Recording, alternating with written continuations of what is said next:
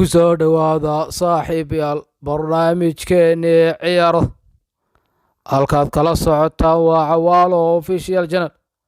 Qodobada ugu muhiimsan wararkeennana waxaa ka mid ah Dusan Vlahovic oo xalay sameeyey ficil aad ugu farxeen Arsenal iyo xogtii ugu dambeeyay ee heshiiska Gunners iyo Fiorentina. Guuleystaha xiddiga sanadka abaalmarinta FIFA The Best Cristiano Ronaldo oo ku guuleystay abaalmarin khaas ah ee FIFA muxuu ku mutaystay tobabarii ugu fiicnaa iyo goolihii ugu fiicnaa sidoo kale la bixiyey. Kulanka dhex mari doona kooxaha Brighton iyo Chelsea wax badan ka ogow. Kulamada laga ciyaarayo koobka qaramada Afrika.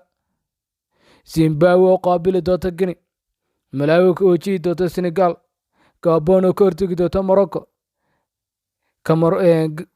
Ghana iyo Comoros oo is wajihi doona.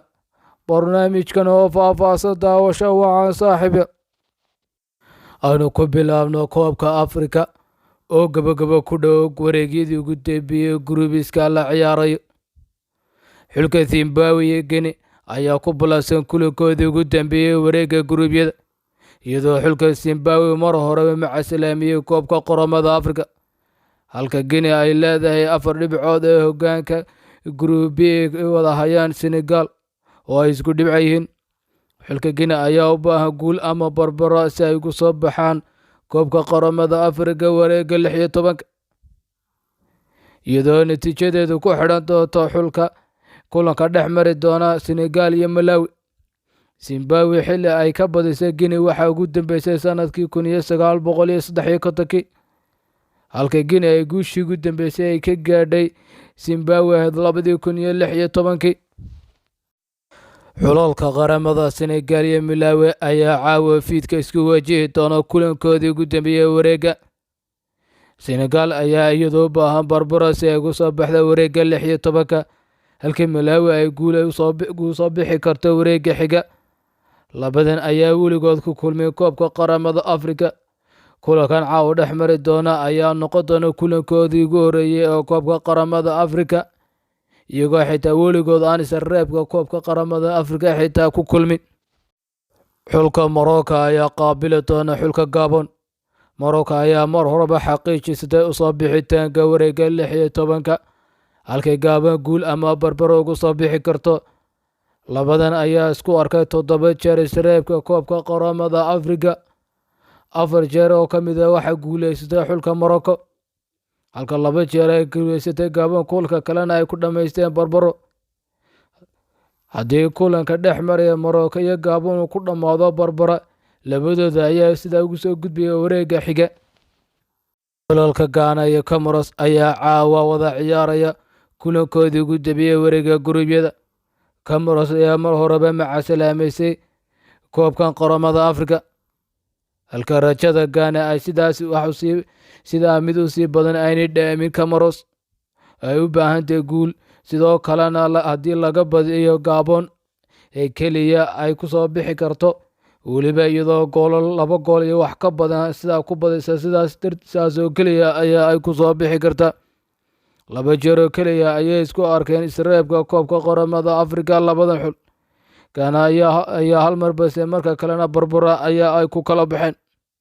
Haddii aynu intaa kaga nimaadno koobka qaramada Afrika, kulan ka tirsan horyaalka Premier League ayaa caawa la ciyaari doona, iyadoo kooxaha kubadda cagta Brighton ay soo dhoweyn doonto dhigeeda naadiga Chelsea.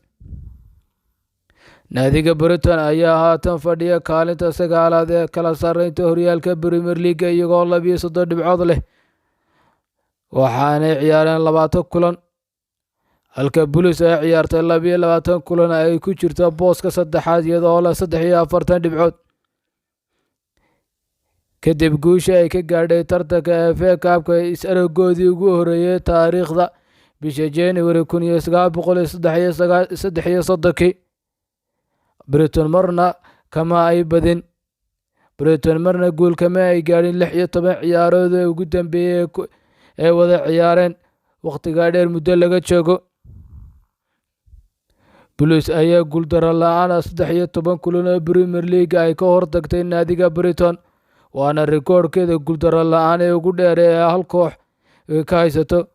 horyaalka iyadoo aan dhinaceeda dhulka la dhigin muddo intaa leeg.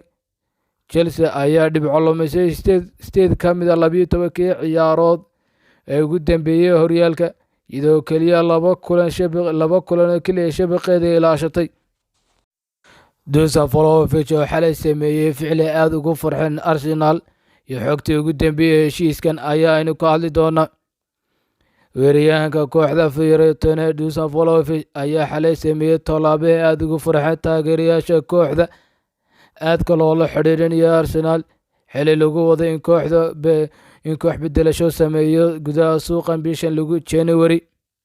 Tallaabadii uu qaaday Vlahovic ayaa ahayd mid u muuqda mid macasalaamay taageerayaashii kooxdiisa Fiorentina, isagoo gacmaha kor u taagay markii uu dhaliyay goolkii kulankii adkaa ee dhex maray xalay Genoa kooxdiisa.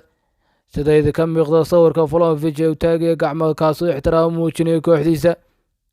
sida laga soo xigtay wargeyska Talyaaniga ee Zamba ayaa sheegay in Arsenal ay dalab 62 milyan oo pound oo lagu daray Lucas Torreira uu ka gudbisay Vlahovic. Fiorentina ayaa ku qanacday dalabkaas oo heshiiska la gaadhay Arsenal, balse labada kooxood warbixin buuxda kama yeelin waxa uu ciyaaryahanku doonayo inuu sameeyo. Dareenkiisa ayaa u muuqday mid cad kulankii xalay. Haddii aynu intaa kaga nimaadno kulamada iyo ciyaaraha iyo wararkii maanta jiray, xalay maxaa dunida ka dhacay aan idinka dabageeyo. Guuleystaha xiddiga sanadka abaalmarinta FIFA The Best ayaa aynu qaadaa dhigi doonaa. Hay'adda ugu sareysa kubadda cagta FIFA ayaa bixisay abaalmarinta xiddiga sanadka ee FIFA The Best oo ay sanadkan ku tartamayeen ciyaaryahanada kale Messi, Lewandowski iyo Mohamed Salah. Guuleystaha ayaa sanadkii labaad oo xidhiidha noqday Robert Lewandowski oo kaga adkaaday Salah iyo Messi oo dhowaan qaatay abaalmarinta Ballon d'Or. Sanadkii tegay 2021 ayaa dhaliyaha Boolishka oo u ahaa mid aad ugu cajiiba, isagoo dhaliyay 59 gool 59 kulan baan uga jeedaa tartamada oo dhan, isagoo dhaliyay 69 gool. Sidaasna lagu caleemo saaray markii labaad oo xidhiidha xiddiga ugu wanaagsan ee FIFA bixisay adduunka The Best. Cristiano Ronaldo oo ku guuleystay abaalmarin khaas oo ahayd FIFA iyo waxa uu ku muteystay ayaa aynu ka hadli doonaa. Hogaamiyaha kooxda Man United iyo xulka Portugal Cristiano Ronaldo ayaa ku soo guuleystay mid ka mid a abaalmarinihii xalay la bixinayay hay'adda ugu sareysa kubadda cagta FIFA. Ronaldo ayaa hantay abaalmarinta khaaska ee sanadka ay bixisa FIFA iyadoo lagu siiyey rikoodhkii uu jebiyey ee gool dhalinta xulalka caalamiga. Ronaldo ayaa sanadkii tagay 2021 noqday gooldhaliyaha abid ugu sareeya heer caalami, isagoo dhaafay xiddigii rikoodhka uu isu yaalay 109 gool ugu yaalay Cali Daaci reer Iran. Tababarihii ugu fiicnaa FIFA The Best oo iyadana la bixiyey. Hay'adda ugu sareysa kubadda cagta FIFA ayaa ku dhawaaqday guuleystaha tababarihii ugu fiicnaa sanadkii tagay ee 2021 ee caalamka, xilli ay tartamayaashu ahaayeen macallimiinta kale Pep Guardiola, Thomas Tuchel iyo macallin Mancini. Guuleystaha ayaa ay FIFA u dooratay tababaraha Chelsea Thomas Tuchel, sidoo kalena soo hantay UEFA Super Cup-ka iyo Champions League. Sidaa daraaddeedna uu ku noqday tababaraha ugu wanaagsan caalamka sanadkii tagay 2021. Guuleystaha abaalmarinta goolayaha sanadka ee FIFA oo isna nin loo caleemo saaray ayaa aynu ka hadli doonaa waa kuma kaasi talow.